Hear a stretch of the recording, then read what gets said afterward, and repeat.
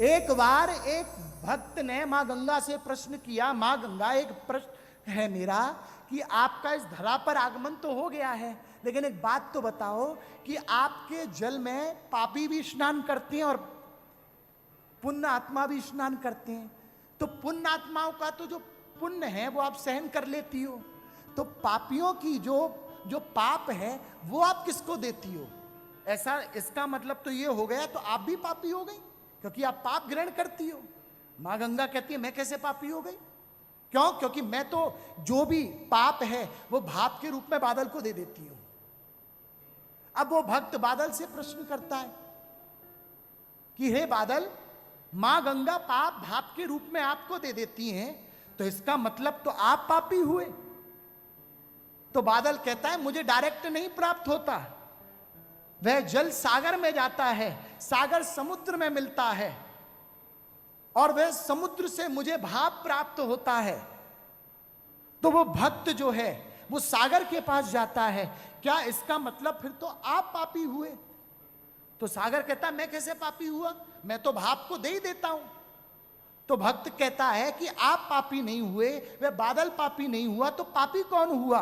बादल कहता है देखो मैं इसलिए पापी नहीं हुआ कि जब मैं भाप के रूप में वह जल अपने पास ले लेता हूं तो जल के रूप में ऊपर से बरस जाता हूं।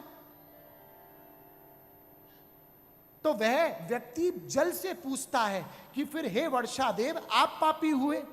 तो वर्षा देव कहते मैं कैसे पापी हुआ, मैं तो धरती पर बरस जाता हूं। तो भक्त पूछता है हे मां धरती देवी आप पापी हुई?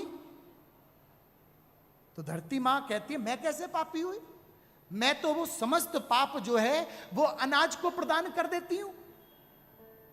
जो किसान अनाज को बीज के रूप में अनाज उगाते हैं, तो फिर वो भक्त अनाज से प्रश्न करता है कि आप पापी हुए? अनाज कहते हैं मैं कैसे पापी हुआ, मैं तो अन्न के रूप में परिवर्तन हो जाता हूं।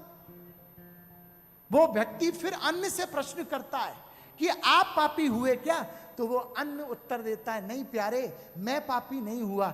जिसने पाप गंगा को दिया था, गंगा ने सागर को दिया, सागर ने समुद्र को दिया, समुद्र ने बादल को दिया, बादल ने भाप को दिया, भाप वर्षा को दिया, वर्षा ने धरती को दिया, धरती ने अन्न को दिया, अन्न वही व्यक्ति के उदर में प्रवेश किया, अन्न से विचार बनता है, विचार से प्रवृत्ति बनती है और उस प्रवृत्ति से पाप और पुण्य करने की संस्कृति बनती है प्यारे। तो प्यारे जितना गंगा में दोगे ना उसका ब्याज समेत मिलेगा आपको। इसलिए जो लोग ये सोचते हैं ना कि पाप धोने के लिए जाएं, वो लोग इस बात का ध्यान रखें।